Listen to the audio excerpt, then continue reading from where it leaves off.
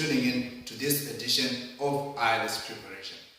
My name is Tapio, and today our main focus will be on Ielts academic reading. Without wasting much of your precious time, let's move on straight to the presentation. First of all, let's look at the format. This version of Ielts has 40 questions to be answered in total, with one question carrying 1 mark. It is 60 minutes long, and this includes time to transfer your answers onto the answer sheets. This means that there is no additional time to do the transferring. It has 3 sections, and each containing 1 text. The texts usually are taken from books, magazines, newspapers, and journals, and are mainly based on academic topics which might be of general interest. Then lastly, texts may include things such as diagrams, graphs, and illustrations. Now that we're done looking at the format, let's move on straight to the tips. The first tip that I have for you is on time management. Time management is key.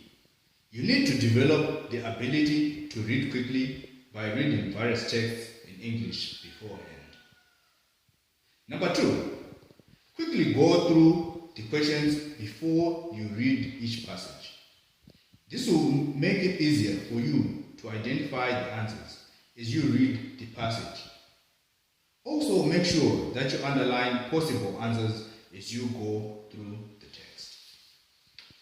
Number 3, read the passage quickly, but make sure you get the general idea for each paragraph. This will help remind you exactly which parts of the passage to refer back to when necessary. You can get the key idea for each paragraph by reading the first line, or what is called the topic sentence. Or you can also read the last sentence. Number 4, spend lesser time on earlier passages. Unfortunately, most people do the opposite. You should try to spare more time for other passages which are a bit more challenging. Number 5, read instructions carefully for each given set of questions.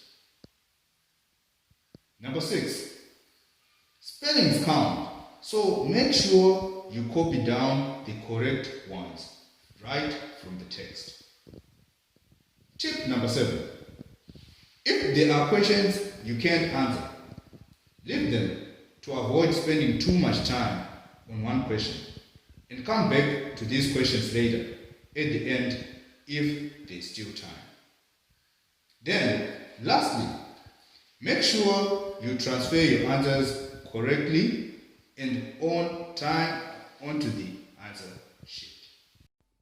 Unfortunately,